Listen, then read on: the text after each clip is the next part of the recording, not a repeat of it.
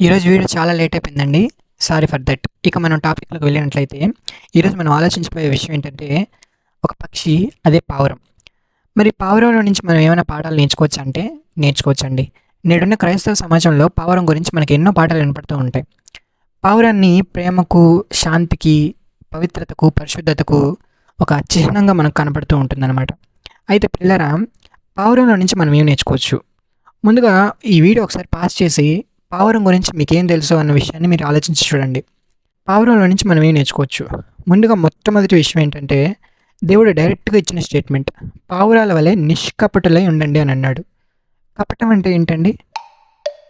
కపటం అంటే ఏంటో మనకు తెలిస్తే, నిష్కపటులుగా మనం ఎలా ఉండాలో మనకు అర్థమవుతుంది. ఒకవేళ మనలో కపటం ఉంటే, మనం ఎలా ఉంటామంటే, మన ప్రవర్తన ఎలా ఉంటుందంటే, ఒక వ్యక్తి మనకు అస్సలు నచ్చడు. నచ్చకపోయినా అవసరాన్ని బట్టి ఆ వ్యక్తితో మనకు అవసరం ఉంటుంది కాబట్టి మనం ప్రేమగా మాట్లాడతాం అనమాట. మనసులో ఒకటి పెట్టుకొని బయటికి మాత్రం నవ్వుతూ సంతోషంగా ఆ వ్యక్తి మీద ప్రేమ ఉన్నట్లు మాట్లాడడమే కపటం అన్నమాట. ఇలాంటి కపటం పావురాల్లో మనకు ఉండదు. అందుకనే దేవుడు పావురాల వలె నిష్కపటులై ఉండండి అని కోరుకుంటున్నాడు అనమాట. మొదటి లక్షణం మన పావురంలో నుంచి ఏం నేర్చుకోవచ్చు అంటే నిష్కపటులుగా ఉండాలి. పావురాన్ని మీరు చూడంగానే మీకు గుర్తు రావాల్సింది నటించకూడదు, నిష్కపటులుగా ఉండాలి అని. ఇక రెండో విషయం, పావురాలన్నవి స్వార్థం లేని పక్షులండి. స్వార్థం ఒక ఉదాహరణ. అవి ఏం చేస్తాయంటే వాటి జీవితకాలంలో సాధారణమైన పక్షులాగానే అవి గుడ్లు పెడతాయి. ఆ గుడ్లను పొదిగి వాటి పిల్లలను పెంచడానికి వాటికి ఆహారాన్ని సిద్ధపరుస్తూ ఉంటాయి. అలా సిద్ధపరిచే ప్రక్రియలో అవి ఏం చేస్తాయంటే పక్కనున్న పావురం దగ్గరికి వెళ్ళి దాంతో పోట్లాడి దాని దగ్గర నుంచి ఆహారాన్ని తెచ్చుకొని నా పిల్లలు నేను తినాలి, నా కుటుంబం తినాలి అనే స్వార్థం దాంట్లో ఉండదండి. మనుషులుగా మనం ఎవరు ఎలాగైనా పోనీ ముందు నా కుటుంబం సంతోషంగా ఉండాలి, నేను సంతోషంగా ఉండాలి, నా పిల్లలు బాగుండాలి అనే స్వార్థం మనలో ఉంటుంది. ఈ స్వార్థాన్ని మనం విడిచిపెట్టాలని పావురాలను చూసి మనం అర్థం చేసుకోవాలి. తీసుకోవడం కంటే ఇవ్వడం చాలా గొప్ప విషయం అండి. మనం ఇస్తే దేవుడు మనకిస్తాడు. కాబట్టి పావురాల వలె స్వార్థం లేని జీవులుగా ఉండండి. ఈ పావురాలు ఎంత కష్టమైనా ఎన్ని కిలోమీటర్లైనా వెళ్ళి వాటి పిల్లల కోసం కష్టపడి అవంతట అవే తీసుకొస్తాయి కానీ పక్కనున్న వాటి దగ్గర లాక్కోవడం, వాటితో పోట్లాడడం ఇలాంటి పనులన్నీ చేయవు. పావురంలో మనం నేర్చుకోవాల్సిన మూడో విషయం ఏంటంటే అది ఎంత దూరం ప్రయాణించినా, ఎన్ని వందల వేల కిలోమీటర్లు ప్రయాణించినా తన గృహాన్ని మాత్రం మర్చిపోదన్నమాట. తిరిగి మళ్ళీ ఆ ప్రాంతానికే వెళ్ళిపోయి తన ఇంటికే వెళ్ళిపోతుందన్నమాట. మరి భూమి మీదకి వచ్చిన భూమి మీద మనుషులందరూ పుట్టామని అనుకుంటున్నారు. మనుషులు పుట్టలేదండి. మనుషులు భూమి మీదకి వచ్చారు. ఉదాహరణకు పుట్టినరోజు జరుపుకుంటూ ఉంటారు. నా పుట్టినరోజు నవంబర్ 1, 2006 అండి. మరి ఆ రోజు నేను పుట్టానని అనుకుంటున్నారు. కానీ అంతకుముందు నేను ఎక్కడున్నాను? నా తల్లి గర్భంలో ఉన్నాను. అంతకుముందు నా తండ్రిలో ఉన్నాను. అంతకుముందు మా తాతలో ఉన్నాను. అంతకుముందు వారి తండ్రి గారిలో ఉన్నాను.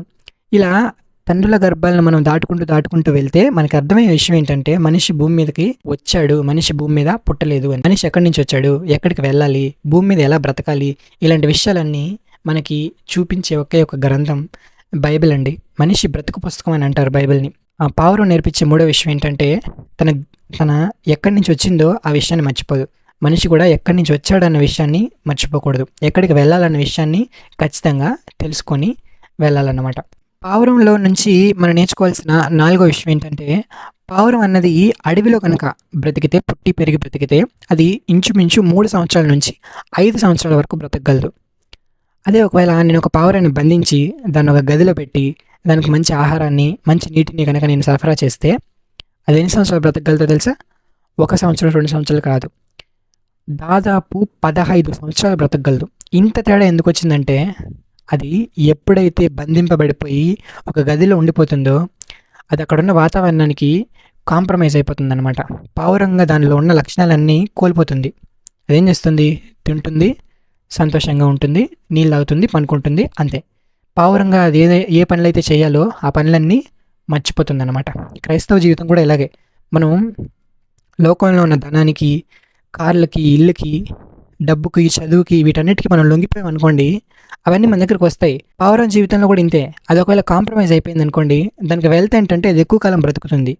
క్రైస్తవ జీవితాన్ని కనుక మనం వదిలేసి లోకంలో ఉన్న వాటన్నిటికీ లొంగిపోయాం అనుకోండి, మనకున్న వెల్త్ ఏంటంటే అన్నీ ఉంటాయి, కానీ దేవుని కుమారులుగా మనం మన లక్షణాన్ని కోల్పోతాం అన్నమాట. ఎప్పుడు కాంప్రమైజ్ అవ్వకండి. ఎప్పుడు కాంప్రమైజ్ అవ్వకండి. ఇలా ఈజీ జీవితాన్ని బ్రతికి దేవుని లక్షణాన్ని, దేవుని కుమారులుగా ఉండాల్సిన ఆ లక్షణాన్ని మీరు పోగొట్టుకోకండి. ఒక అద్భుతమైన మరో లక్షణం ఏంటంటే, ఒకప్పుడు పావురాల్ని సమాచారాన్ని అందించడానికి వాడేటవాళ్ళు. ఎందుకంటే, పావురాలు ఎంత కష్టమైనా ఆ ప్రయాణం చేస్తాయి. చేసి ఖచ్చితంగా ఆ సమాచారాన్ని అందించే వస్తాయి. ఒకవేళ మధ్యలో అయినా చనిపోతాయేమో కానీ, వెళ్ళకుండా ఉండిపోవు, తిరిగి వచ్చేయవు. అంత గొప్ప లక్షణాలు పావురాల్లో మనకుంటాయి. మరి దేవుని పిల్లలంగా దేవుని లక్షణాలన్నీ మనం తెలుసుకున్నాం. దేవుడు ఎంత గొప్పవాడో, పుట్టక ముందు మనిషి ఎక్కడున్నాడు, మరణించిన తర్వాత మనిషి ఎక్కడికెళ్తాడు, భూమి మీద మనిషి ఎలా బ్రతకాలో, అసలు మనిషి కోసం దేవుడు ఎలాంటి ప్రణాళిక వేసుకున్నాడో, ఈ విషయాలన్నీ, ఈ సమాచారం అంతా మనకు తెలుసు. మరి ఈ సమాచారాన్ని మనం మనుషులకు అందించడానికి ఎంత కష్టపడుతున్నాం.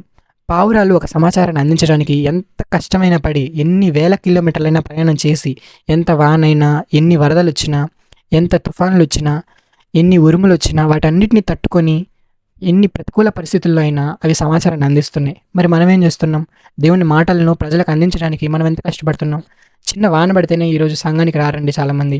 మరి మనల్ని మనమే పరీక్షించుకోవాలి. పావురం నుంచి మనం నేర్చుకున్న 5 విషయాలు ఏంటి? మొదటి విషయం, పావురాల వలె నిష్కపటులుగా ఉండాలి. ఎప్పుడూ మనం కపటత్వాన్ని ఎదుటి వ్యక్తి పట్ల చూపించేవారుగా మనం ఉండకూడదు. మనసులో ఉన్నదే మనం ఎదుటి వ్యక్తికి చూపించగలగాలి. అందుకే మనసు మంచిగా మనం పెట్టుకోవాలి. రెండో విషయం, స్వార్థం ఉండకూడదు మనలో. మన కుటుంబం, మనం బాగుండాలి అనే స్వార్థం ఉండకూడదు. మనం అందరితో సమానంగా ఉంటూ, అందరినీ పంచుకుంటూ, మీ దగ్గర ఉన్నది కొంచెమైనా పర్వాలేదు, వాటిని పంచుకుంటూ మీరు వెళ్తే దేవుడు మీకు అత్యధికంగా ఇస్తాడు. ఇక మూడో విషయం, పావురాల నుంచి మనం నేర్చుకోవాల్సిన విషయం ఏంటంటే, అవి వచ్చిన దారిని మర్చిపోలేదు. అవి ఎక్కడి నుంచి అయితే వచ్చాయో ఆ స్థలాన్ని అవి మర్చిపోలేదు. మనం కూడా పరలోకం నుంచి వచ్చాం, తండ్రి దగ్గరికి మళ్ళీ చేరుకోవాలి. ఆ దారిని మనం మర్చిపోయేవారుగా మనం ఉండకూడదు. ఇక నాలుగో విషయం ఏంటంటే, లోకంతో కాంప్రమైజ్ అయిపోయి మనం కనుక ఆ పంజరంలో పావురంలా బ్రతికితే మనం మన లక్షణాన్ని కోల్పోతాం. దేవుని కుమారులుగా ఉండాల్సిన లక్షణాన్ని కోల్పోతాం. అలాంటి వారికి మనం ఉండకుండా దేవుని కుమారులుగా ఎన్ని సమస్యలు వచ్చినా తట్టుకొని నిలబడేవారుగా మనం ఉండాలి. ఇక చివరిలో 5వ లక్షణం ఏంటంటే, అది సమాచారాన్ని అందించడానికి ఎంతో కష్టపడుతుంది. ఎన్ని సమస్యలైనా తట్టుకుంటుంది.